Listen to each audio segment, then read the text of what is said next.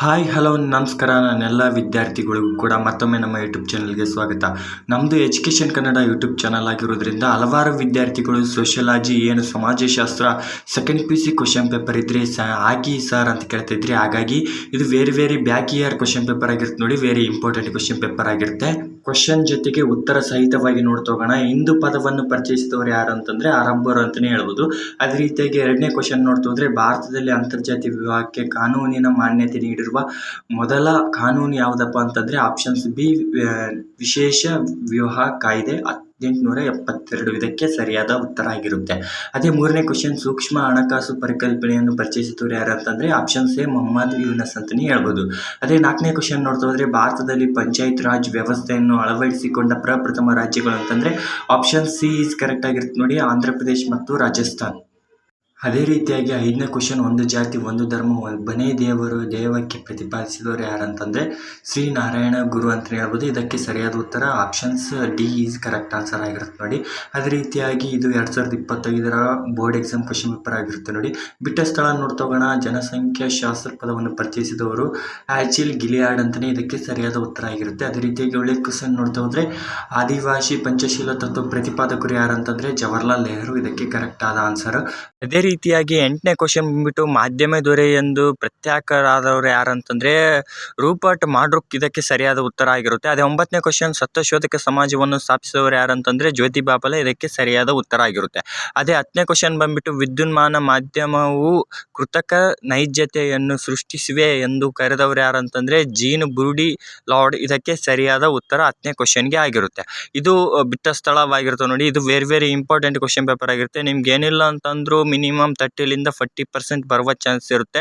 ಉತ್ತರ ಸಹಿತವಾಗಿ ನಿಮಗೆ ಕೂಡ ಈ ಒಂದು ವಿಡಿಯೋದಲ್ಲಿ ತಿಳಿಸ್ಕೊಟ್ಟಿದ್ದೀನಿ. ಅದೇ ರೀತಿಯಾಗಿ ವಂದಿಸಿ ಬರೆಯಿರಿ ನೋಡ್ತೋಗೋಣ. ವಂದಿಸಿ ಬರೆಯಿರಿ ಥಿಯೋಸಫಿಕಲ್ ಸೊಸೈಟಿ. ಇದಕ್ಕೆ ಸರಿಯಾದ ಉತ್ತರ ನೋಡ್ತೋಗೋಣ. ವಂದಿಸಿ ಬರೆಯಿರಿಯಲ್ಲಿ 1 ಅಂಕದ 5 ಪ್ರಶ್ನೆಗಳು ಇರ್ತಾವೆ. ಇದಕ್ಕೆ ಸರಿಯಾದ ಉತ್ತರ ಬಂದ್ಬಿಟ್ಟು ಅನಿ ಬೆಸೆಂಟ್. ಇದಕ್ಕೆ ಸರಿಯಾದ ಉತ್ತರ. ಅದೇ ರೀತಿಯಾಗಿ ಯಂಗ್ ಇಂಡಿಯಾ ಬಿ ಆಪ್ಷನ್ಸ್ಗೆ ಇದಕ್ಕೆ ಮಹಾತ್ಮ ಗಾಂಧೀಜಿ ಸರಿಯಾದ ಉತ್ತರ ಆಗಿರುತ್ತೆ.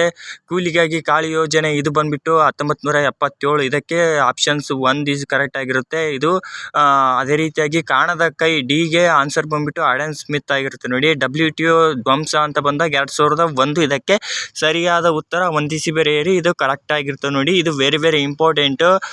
ನಿಮಗೆ ಕೂಡ ಹೆಲ್ಪ್ ಆಗುತ್ತೆ ಇದರಿಂದ ಅಂತಲೇ ಹೇಳ್ತಾ. ಅದೇ ರೀತಿಯಾಗಿ 1 ಅಂಕದ ಪ್ರಶ್ನೆ ಕೂಡ ನೋಡ್ತೋಗೋಣ. 1 ಅಂಕದ ಪ್ರಶ್ನೆಗಳು ಏನೇನಿದೆ ಅಂತ ನೋಡ್ತೋಗೋಣ.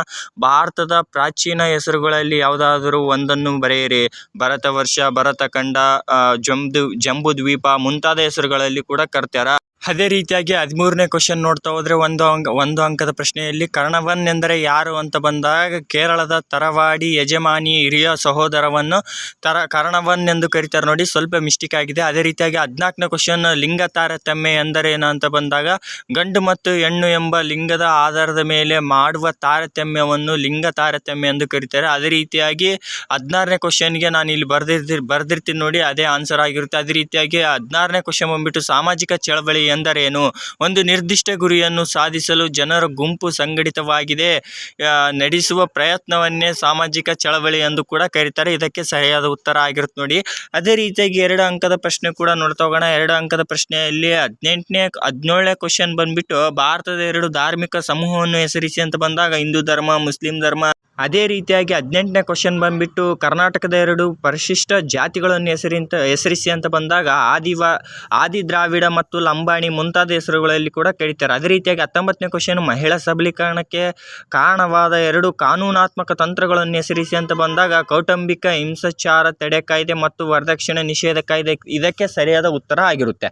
ಅದೇ 20ನೇ ಕ್ವಶನ್ ಬಂದ್ಬಿಟ್ಟು ಭಾರತೀಯ ಗ್ರಾಮಗಳ 2 ಲಕ್ಷಣಗಳನ್ನು ತಿಳಿಸಿ ಅಂತ ಬಂದಾಗ ಕೃಷಿ ಪ್ರಧಾನತೆ ಮತ್ತು ಸರಳ ಜೀವನ. ಇದಕ್ಕೆ ಸರಿಯಾದ ಉತ್ತರ ಆಗಿರುತ್ತೆ. ಅದೇ ರೀತಿಯಾಗಿ 21ನೇ ಕ್ವಶನ್ ನೋಡ್ತಾ ಹೋಗೋಣ. 21ನೇ ಕ್ವಶನ್ ಬಂದ್ಬಿಟ್ಟು ಬೇರ್ ಟ್ಯಾಕ್ಸ್ ಪ್ರಕಾರದ ಸಾಮಾಜಿಕ ಚಳವಳಿಯ ಪ್ರಮುಖ ಅಂಶಗಳನ್ನು ತಿಳಿಸಿ ಅಂತ ಹೇಳಿದಾಗ 1ನೇದು ಗುರಿ ಮತ್ತು ಉದ್ದೇಶಗಳ ಸ್ಪಷ್ಟತೆ, ಸಂಘಟಿತ ರಚನೆ ಮತ್ತು ನಾಯಕತ್ವ. ಇದಕ್ಕೆ ಸರಿಯಾದ ಉತ್ತರ ಆಗಿರುತ್ತೆ. ಅದೇ 22ನೇ ಕ್ವಶನ್ ನೋಡ್ತಾ ಹೋಗೋಣ. 22ನೇ ಕ್ವಶನ್ ಪ್ರಸ್ತುತ ಭಾರತದಲ್ಲಿನ 2 ಮಹಿಳಾ ಸಮಸ್ಯೆಗಳನ್ನು ಬರೆಯಿರಿ ಅಂತಂದರೆ ಲಿಂಗ ತಾರತಮ್ಯ, ಶಿಕ್ಷಣ ಮತ್ತು ಉದ್ಯೋಗ ಅವಕಾಶಗಳಲ್ಲಿ ಅಸಮಾನತೆ ಮುಂತಾದವುದಲ್ಲಿ ಇದು ಕ್ವಶನ್ಗೆ ಆನ್ಸರ್ ಆಗಿರುತ್ತೆ. ಅದೇ ಅದೇ 23ನೇ ಕ್ವಶನ್ ಬಂದುಬಿಟ್ಟು ಪಾಶ್ಚಿಮಾತ್ಯಕರಣವನ್ನು ವ್ಯಾಖ್ಯಾನಿಸಿ ಅಂತಂದಾಗ ಪಾಶ್ಚಿಮಾತ್ಯ ಸಂಸ್ಕೃತಿ ಮೌಲ್ಯಗಳು ಮತ್ತು ಜೀವನ ಶೈಲಿಯನ್ನು ಅಳವಡಿಸಿಕೊಳ್ಳುವ ಪ್ರಕ್ರಿಯೆ ಅಂದನೇ ಕರೀತಾರೆ ಅಂತಲೇ ಹೇಳ್ಬೋದು. ಇದು 23ನೇ ಕ್ವಶನ್ಗೆ ಆನ್ಸರ್ ಆಗಿರುತ್ತೆ. ಅದೇ 24ನೇ ಕ್ವಶನ್ ನೋಡ್ತಾ ಹೋಗೋಣ.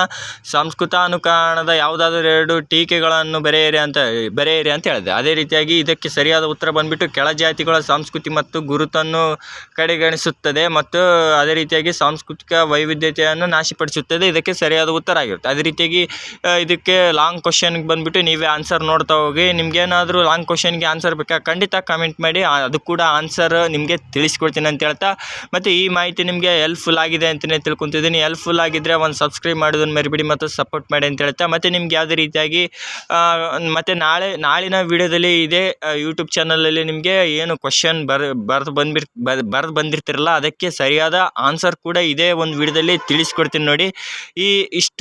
ಈ ಒಂದು ವಿಡಿಯೋದಲ್ಲಿ ಈ ಮಾಹಿತಿ ನಿಮಗೆ ತಿಳಿಸ್ಕೊಡ್ತೀನಿ. ಸಂಪೂರ್ಣ ಮಾಹಿತಿ ಈ ಒಂದು ವಿಡಿಯೋದಲ್ಲಿ ತಿಳಿಸ್ಕೊಡ್ತೀನಿ. ವೆರಿ ಇಂಪಾರ್ಟೆಂಟ್ ಕ್ವಶನ್ ಪೇಪರ್ ಆಗಿರುತ್ತೆ. ಮತ್ತು ನಿಮಗೆ ಯಾವುದೇ ಮಾಡೆಲ್ ಕ್ವಶನ್ ಪೇಪರ್ ಬೇಕಿದ್ರೂ ಕೂಡ ಖಂಡಿತ ಕಾಮೆಂಟ್ ಮಾಡಿ. ಮಾಡೆಲ್ ಕ್ವಶನ್ ಪೇಪರ್ ಕೂಡ ನಾನು ಅಪ್ಲೋಡ್ ಮಾಡ್ತೀನಿ. ಇವಾಗೆ ಕಾಮೆಂಟ್ ಮಾಡಿದ್ರೆ ಮಾತ್ರ ಅಪ್ಲೋಡ್ ಮಾಡ್ತೀನಿ ನೋಡಿ. ಈ ಮಾಹಿತಿ ಧನ್ಯವಾದಗಳು. ಮತ್ತು ನೆಕ್ಸ್ಟ್ ವಿಡಿಯೋದಲ್ಲಿ ಸಿಗೋಣ. ಎಲ್ಲ ನನ್ನ ವಿದ್ಯಾರ್ಥಿಗಳಿಗೂ ಕೂಡ ಆಲ್ ದ ಬೆಸ್ಟ್ ನಾಳೆ ಎಕ್ಸಾಮ್ಗೆ.